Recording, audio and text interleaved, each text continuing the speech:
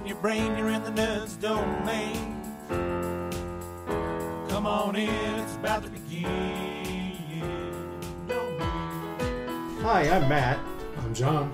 I'm Jestin. I'm Shirley. And welcome to the Nerds Base Podcast. In this episode, we're pretending we're awake. And we're doing a Nerds Domain on the Criterion Collection, where we watched 39 Steps. In these episodes, we look at a movie we've chosen from the Criterion Collection and review it. So what is the Criterion Collection? You know what? I read this every time, so let's just summarize. First off, yes. Did you raise your hand? I did. The movie is The 39 Steps. Oh, is it? Of 1935. That's important because if you search 39 Steps, you get one of 8 remakes. Yeah, there is a lot of... There are only 3 remakes. Okay, 3 remakes. But yeah, you're right, there are a lot. Okay. The 39 Steps is the 39 Steps of 1935. And the interesting thing about that is each of those remakes, the 39 Steps means something completely different in each of the movies, really? Yes. Really? So, the Criterion Then Collection that's not a remake. is a collection of movies that the Criterion Board feels is important to movies. And they restore them and put them in their best digital master.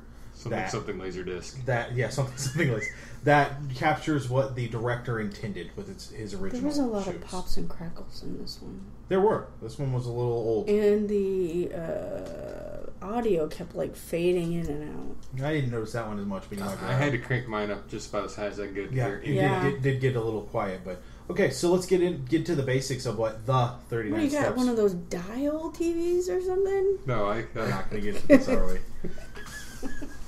Wow. There's nothing wrong with an analog TV. A man from London tries to help. No. That's a man from Canada. Yes, he's from Canada. This is what IMDb says, and we're reading what IMDb says. Then we'll talk about what Hulu says after that. Yeah. A man from London tries to help a counter-espionage agent, but when the agent is killed and he stands accused, he must go on the run to both save himself and also stop a spy ring trying to steal top-secret information. So that's the IMDb explanation. Yeah. The Hulu explanation on the Wii says 2 people handcuffed together who can't stand each other go on the run. That's only the last 20 minutes of the movie. Yes. Yeah. Why? Yeah. The guy was from Canada because The guy was from Canada. He's from Calgary specifically, which is right next door to Toronto. Ontario. Saskatchewan. So it's actually about a Canadian citizen. How do you feel about this one?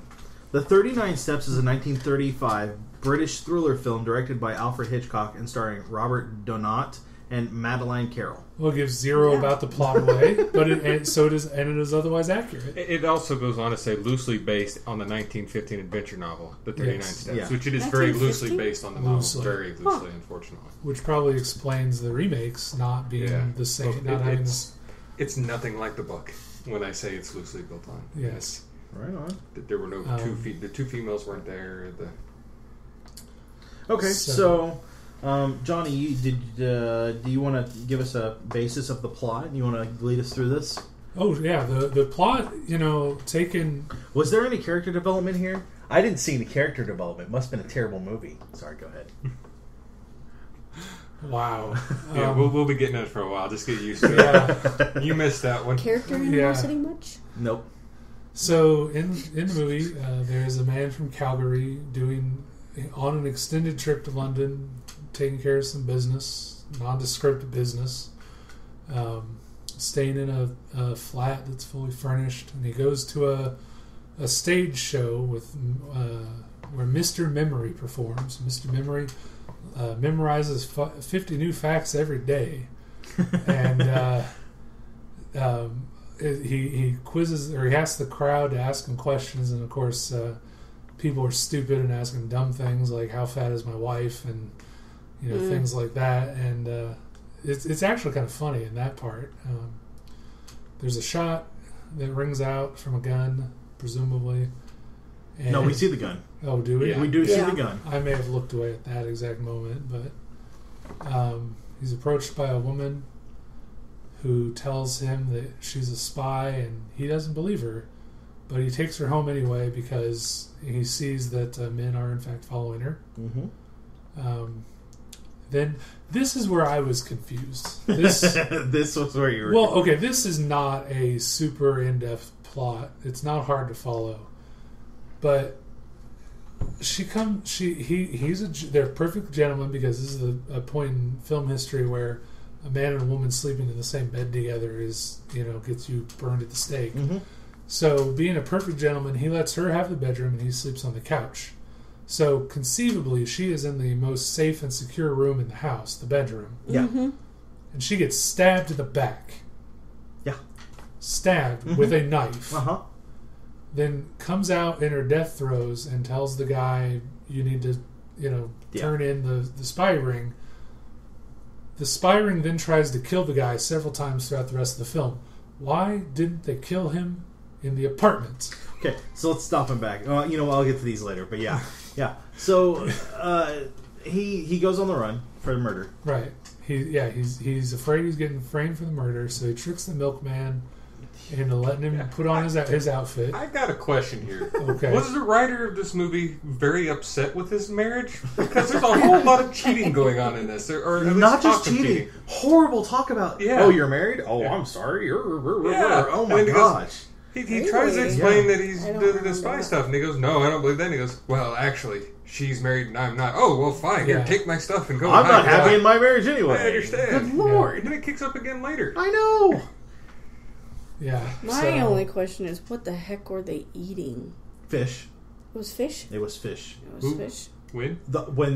He brings her home and feeds her. It sounds like he says, do you want eggs? But he says something and then cooks fish. Is it fish? Haddock. Haddock is a fish. I know. Oh, okay. I thought he said haddock. But fish is a staple of London or British. Fish and chips. Yeah. All that good stuff. But he just takes it out of the refrigerator on a plate and slaps it in the grill. Yeah. In the did you see how old that fridge was too? Yeah. It had like the ice thing on the top. It was awesome. I love that kind of stuff. Yeah. Just go with it. No, it's fine. So he's on the run because he doesn't want to get accused of the murder. But of course he does get accused by the police because there's a dead body in his apartment. And he's running. Yeah. But again, who's going to believe that someone broke into the apartment and stabbed one person, not the other? That's why they did it that way, because no one would believe him. Actually, that makes it make more sense. I wish someone had said that's why we didn't kill you. It just dawned on me when you said that. Who would do that? I was thinking, well, why wouldn't you think of why? Because then he would get arrested and blah, blah, blah. It'd all be explained. You kill two people, then they search for the murderer. Yeah. Okay, now I can accept the film. Now I get it.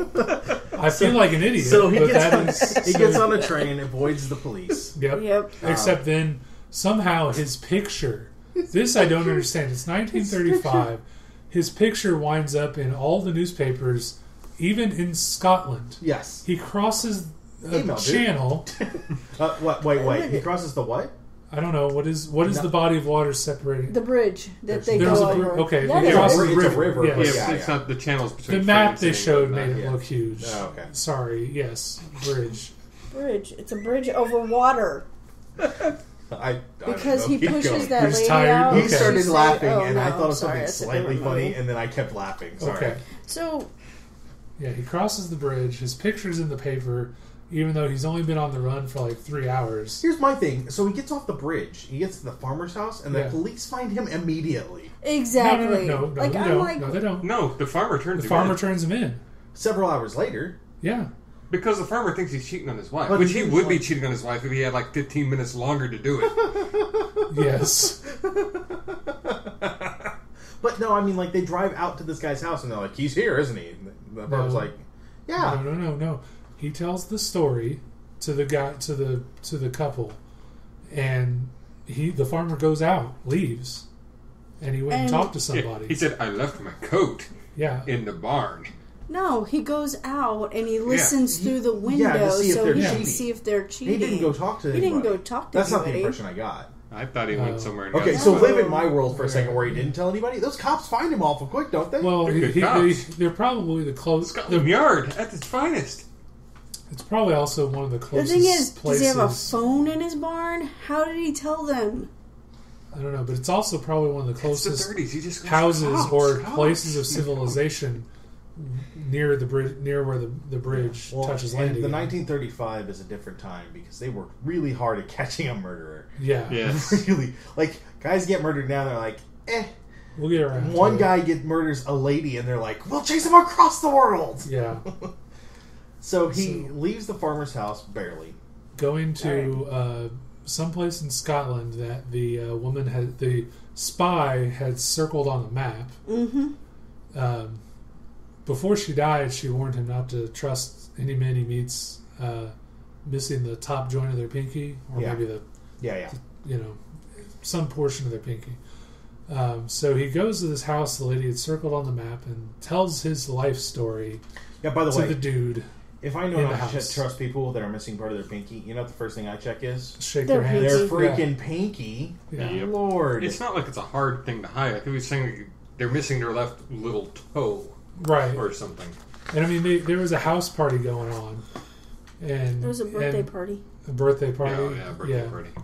So he like, the dude has a drink in his hand the whole time. Yeah. And the other hand is behind his back. Yeah. Or in his pocket. And he never looks at it. And I saw it coming, but, that's 1935 for you. Yeah. This isn't the Bourne Identity or whatever. Yeah. This isn't Mission Impossible or James Bond. Although, probably a precursor to it. Because it actually, in again, the short version is a pretty good story. Pretty good spy story. Honestly, the movie wasn't horrible. It wasn't. It starts slow, but I really like the ending. Yeah. The last hour of the movie was good. The first, 35 minutes was horrible. 20 minutes. There was only an hour and 25 minutes. Okay, so the last 20 minutes was good, and the other hour was... Oh, we forgot to mention on the train he met a woman that he used. Yes. He kissed the woman to try hide to from... use her. Yeah, to hide from the cops. Yeah. That is one thing I did like about this film. Most of the times you see a spy movie, he goes in to kiss somebody to hide from it, and then a little bit of talking, like, and all of a sudden she's all you. over him. Yeah. This entire film, she is fighting him tooth and nail. Well, exactly. again, we need to say not the entire film, because she shows up. She shows up. Yeah, we see him for 45 a minutes minute. in. She's in there for a minute, and then comes back for the last 20 minutes. Yes, and again, that was the best part for me. It was. Her interactions with him, the two of them together. Well, and this is an Alfred Hitchcock film. This is one of his earlier ones. I think it's you second can tell. or third. Yeah, and this is the first of 4 adaptions of the book. Yep. Right. It did win From Alfred Hitchcock? No, different people. 4 movies were made that adapted the book. And like I said earlier, each time the 39 steps meant something different. In this, it was the ring of the name of the spy organization. Yeah. Oh, really? Yeah. And this was the best British film of 1935. I feel sorry for Britain. Not really. Look at what else came out in 35. What it wasn't much. So there's only one option. It's got to look at British films in 1935. So he eventually gets caught by a sheriff. He tries to go once he discovers who the bad guy is. He tries to go turn him in at the local sheriff. Turns out the local sheriff is a golfing buddy or something. Yeah, known him his whole life, his best friend. Right, his best friend known him his whole life. Yeah. So he gets screwed over, and he gets handcuffed to this lady that he kissed earlier that he somehow found again. Well, the spies, he gets caught. Yeah. Yeah, he gets mistaken at a political rally for a motivational speaker. The woman from the train sees him and turns him in. The cops are either dirty or they're actually the spies and not actually cops. I was a little vague on that. Yeah. But it's irrelevant. They're the bad guys. They handcuff the two together, presumably because they're going to kill them. The couple escape, go to a hotel where the guy pretends he's going to kill the woman if she talks. Yeah. He has no intention of doing so because he's actually a good guy. And he also keeps telling her he has a gun, which is really a pipe. Yeah. They pretend to be newlyweds. Yeah.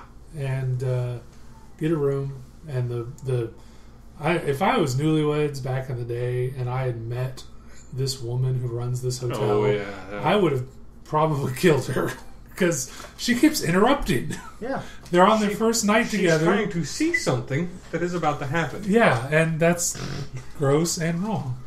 So if you keep walking into the door, statistically speaking, you'll walk in on a signature. Yeah. So anyway, so eventually he convinces the woman that he is not in fact a spy, right? Because she sees the 2 fake cops, and they kind of explain it in front of him. They call their boss, and reveal the story, and then she gets all squiggly for him. Yep. Yeah. Well, because now he's proven to be a good guy, so it works. So, Shirley, how does the movie end?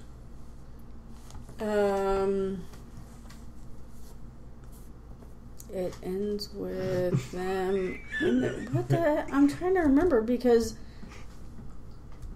was them running from what they were running hold on. from? Jesse's trying to give you a hint. Do it again.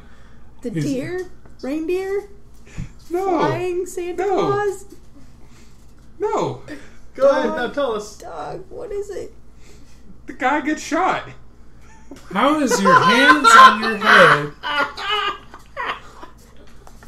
I don't even know. So I'm just gonna finish. The guy. They're running. Oh, the memory guy. Mr. Memory. What is this? They're running. What is this? They're running Mr. from the 2 guys, the 2 bad guys. And how do they get into town? They're just running, and they hide in a crowd. See, that's what confused the crap out of me with this movie, because there's no transition. You're in the middle of the country running from cops, and then all of a sudden there's people. Well, I mean, I've never actually been overseas to see Scotland, but in all the older depictions, that's how it is. There's like 4 cities. I mean, I know this is not accurate. I'm just saying this is how it's portrayed. There's like 4 big cities to speak of. So, and everything else is country, but it's all really close together because you can walk across it in a day. Right. So they're out in the middle of nowhere, and then they get to town. They get into It takes you town. longer than a day to walk across Scotland. Well, I'm saying in the movies. They're trying to find. The guy that's going to convey the secrets.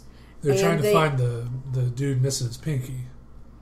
No, because he's the leader of the spy. Yeah, they're following him. Yeah, you're right. Yeah. And he goes into the show. She overheard them saying all of this, and then they make for the city wherever all this is going to be held. Right. And they find the movie house or the play area wherever that it's going to be, and then she runs around doing stuff.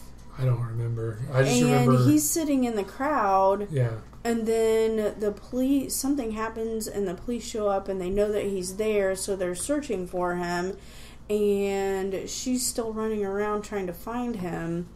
And then while he's in the crowd, he realizes where the no pinky guy is. Yeah.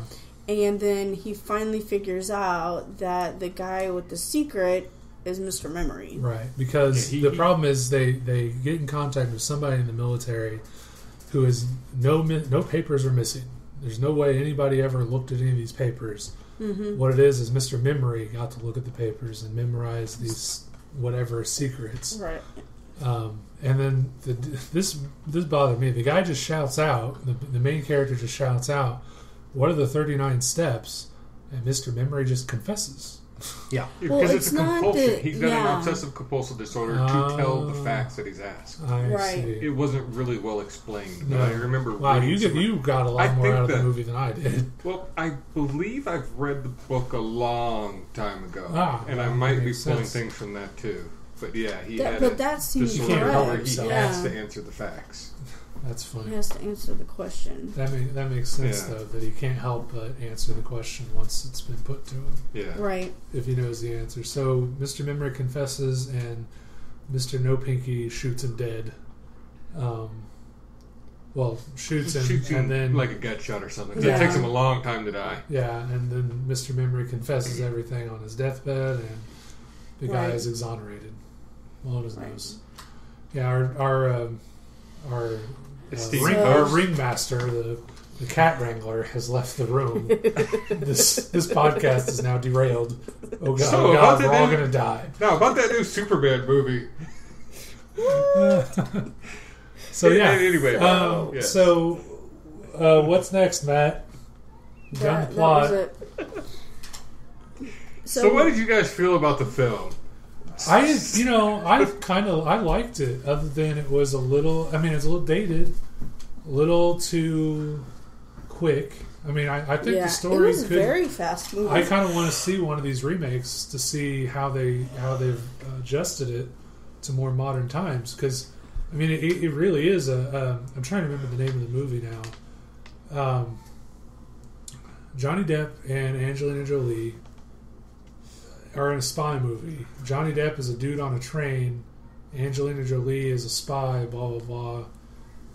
Turns out Johnny Depp is actually the spy who just had his memory erased. But don't know that one. Yeah, it's a good. It's kind of good. Yeah, sounds interesting.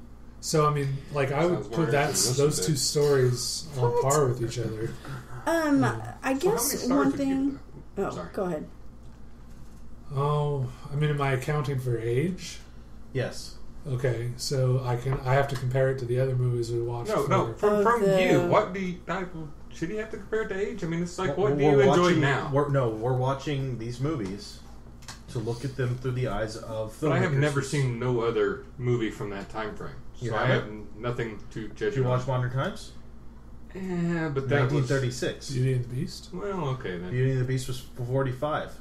Oh wow, so this has got a hard scale then. Okay, then fine. Okay, whatever. I've been voted off to silent. I see how it is. But the idea is to look at the Criterion Collection, which is a view of these movies that are important to the filmmakers of today. So we're looking at people who made movies in the 20s, or who made movies in the 50s. So what's so important about this movie? What did it bring to filmmaking? So anyway, judging by the others we've seen on Criterion Collection, how many stars would you give it? Other than 3. it was one of Alfred Hitchcock's. Was this his first one? You said it was This his was first? one of his first. It's like second or third. Did it bring some sort of, suspense? My reading is it's one of the first thriller movies. For the time, it was very suspenseful, very thrilling. Mm-hmm. Again, liking it to the Bourne Identity and the Jason Bourne series, the Mission Impossible series. It wasn't. It's obviously not as high tech and as intense as those films are. Right. But those are 70 plus years down the line. The Criterion Collection claims that it is the classic wrong man thriller. So that idea starts here, and it also remains one of Hitchcock's cleverest and most entertaining films. Wow. Yeah, I'd argue that. I'd argue that too. So what do you feel about that? As a story in itself, I really liked it. I found it interesting. It did keep my it's called interest at the while I was watching it. So and then there was one part of the movie, I can't remember it right now, that surprised me so much that when we were sitting there, I just remember how intense it was. Was it perhaps the killing of the main character in the middle of the movie?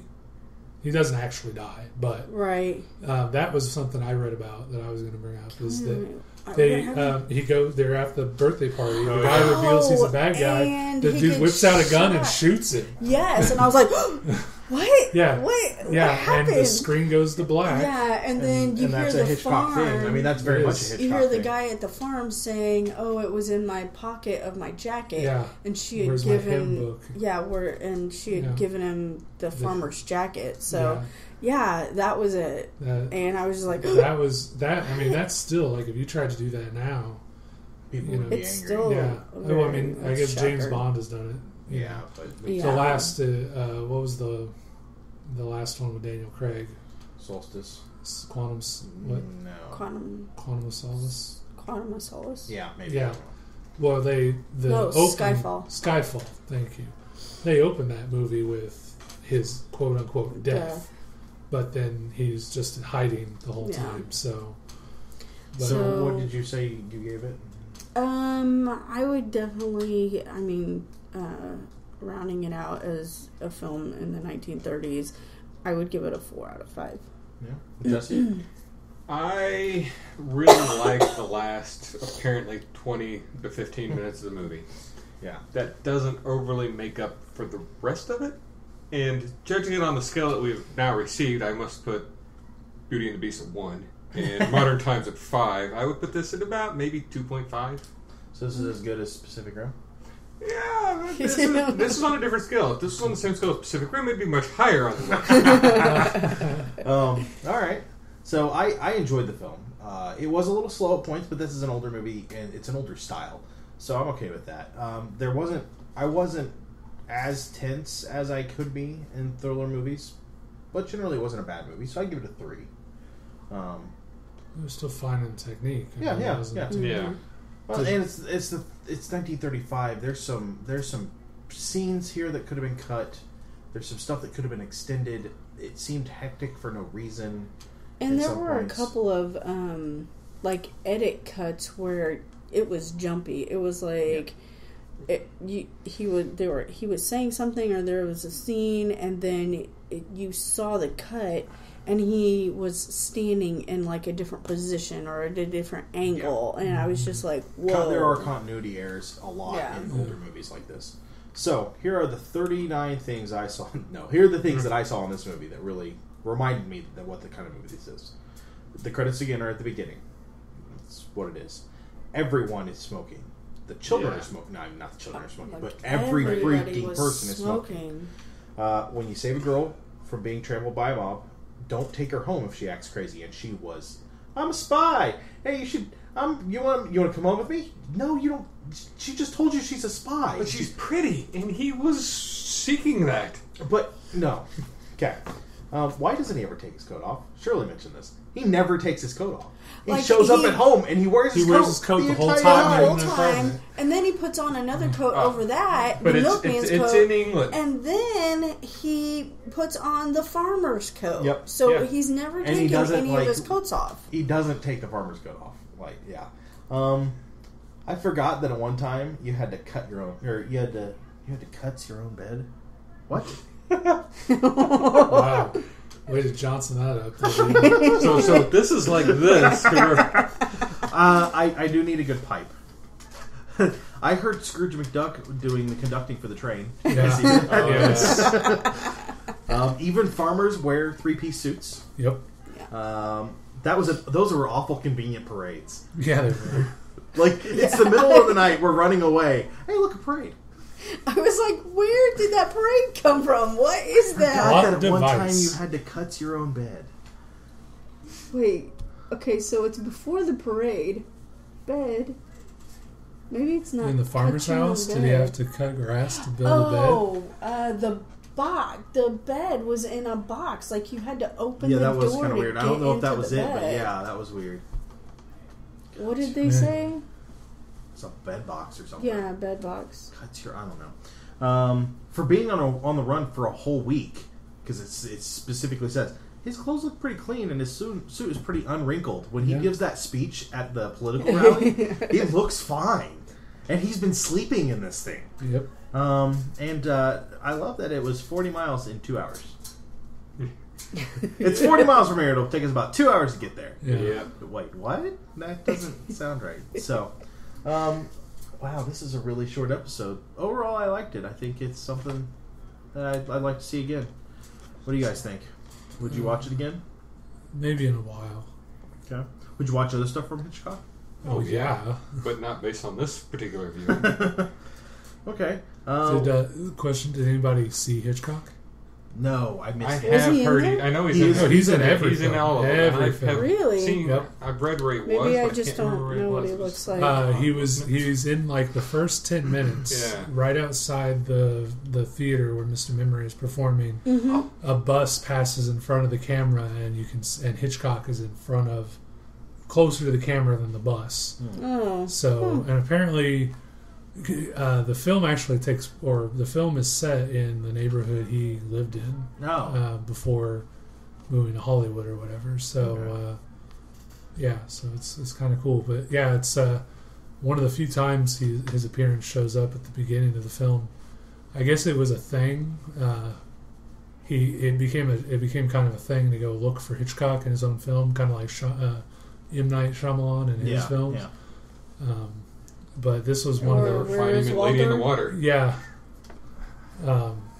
It became a Where Is Waldo kind of thing. Also, he did the same thing on his TV series, which was really difficult because there were some episodes of his TV series where there were only 3 characters. Yeah. And Hitchcock had to work himself into the script. Yeah, there's several of those. So next time on Nerds Domain on the Criterion Collection, we're watching The Blob. Woohoo! Yeah. Finally one I've watched. Stolen Kisses. The Sword of Doom. The Sword of Doom! I have Shirley, I cut that out. I have Shirley saying, Sword of Doom! And then I also got one from Pacific Rim of Jesse saying, when you saw Pacific Rim, did you hear him say, don't get cocky, kid? Yeah. Well, I have Jesse saying it with absolutely no enthusiasm. Don't get cocky, kid. Unfortunately, that's the way I felt about the movie. I'm building a soundboard, just so you guys know. And then Samurai Rebellion, Hidden Fortress. Is that another Kurosawa? No. Kurosawa. Day of Wrath. Rashomon is another Akira Kurosawa. Then Jesse has moved us from the samurai to the cowboy, and we were watching Dillinger is Dead and Stagecoach. Dillinger is Dead is a western, isn't it? No, Dillinger's Dead's more of a mob. Okay. Kind of Well, we'll be watching Stagecoach. Stagecoach I'm looking forward to. That's like the first and one. that should round out the end of the year. So we are always looking for more movies to watch. You guys should give us some idea. I added some. Yeah, you did. Hidden Fortress and Day of Wrath. Okay. They're coming up. But why is mine at the end? Because you got added after we added stuff. Shouldn't we just randomize the one that's left? No. Hell no. I can barely keep track of what we're doing now.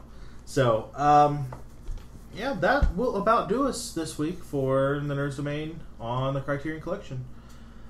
You can find us on Twitter. I'm at Quiet. Shirley is at SNEDS70. Johnny is at Fool's Mask. Justin is at J_Kimmett. And you can follow the website at Nerds Domain. Why don't you pop on over to iTunes, give us a rating, you can give us 5 stars and write something there, that'd be great. Do you have a thought? Have we talked about our t-shirt in this one? No, we have not. We will do that now. T-shirts? We have t-shirts? Yes, we have t-shirts. You can head over to slashloot.com, click on t-shirts, and then click on Nerds Domain. We have 3 t-shirts available, 2 for our Masks of Gnarltep podcast, one in green and one in black. They are available in kids, universal tees, and women's fitted. Are you happy? Yes, thank you. And then there's also a Nerds Domain shirt that you can pick up. I believe they're also available all the way up to 4X, so I can fit me and 3 other people in them. Yay! Woo! No, I really can't. It'd be me and maybe nobody else. Party in Matt's t-shirt. Thanks. Don't think I'm accepting you can also that invite. head over to iTunes and search for Masks of, don't even try and spell the last word, and you'll be able to find our podcast where we play Masks of Gnarltep, the adventure for Call of Cthulhu 6th edition. I think that's about it. Oh, click on the Amazon link on our website and buy stuff, lots of stuff. Because we get a little bit houses. of money. People, don't buy people. Computers, you can buy a computer. Can you buy people at Amazon now? I don't think so. If you find people for sale on Amazon, alert the authorities. Yeah, that would be a good thing. We are against human trafficking. Yes. Against human trafficking. I think that's a fair Nerds Domain takes a hard stance on that one. Yeah.